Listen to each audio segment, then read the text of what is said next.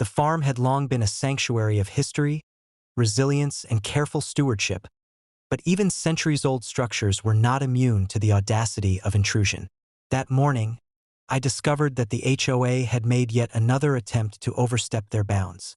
They sought to raze my shed, the very one that housed stored crops and had stood for generations, unaware that it was safeguarded under strict government regulation. Their arrogance had led them to assume authority over something far beyond their jurisdiction. I arrived at the shed to find signs of disturbance, footprints, disturbed soil, and the faint scent of chemicals used in preservation, but the structure itself remained intact. The shed was no ordinary building.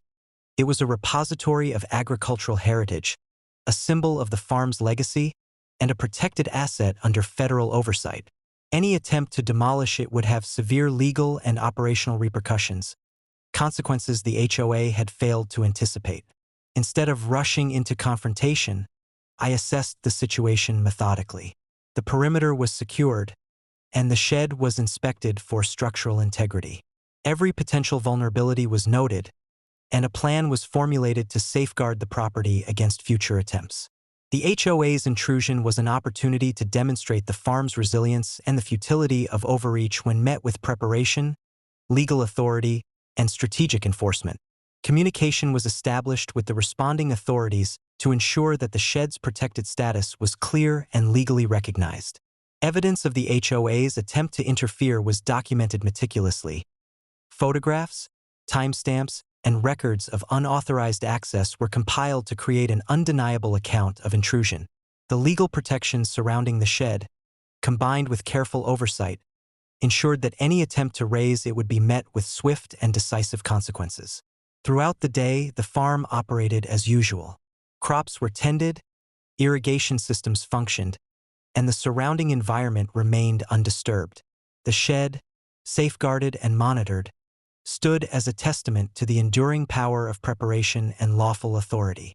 The HOA's attempts at interference, bold as they were, had been neutralized without confrontation, their audacity rendered irrelevant by foresight and strategic planning. By evening, the HOA's presence had effectively been neutralized. Any further attempt to raze the shed or interfere with the property would not only violate federal regulations but would also trigger legal and operational responses that they were ill-prepared to face. The farm's authority, preparation, and oversight had ensured that sovereignty over the land remained unchallenged.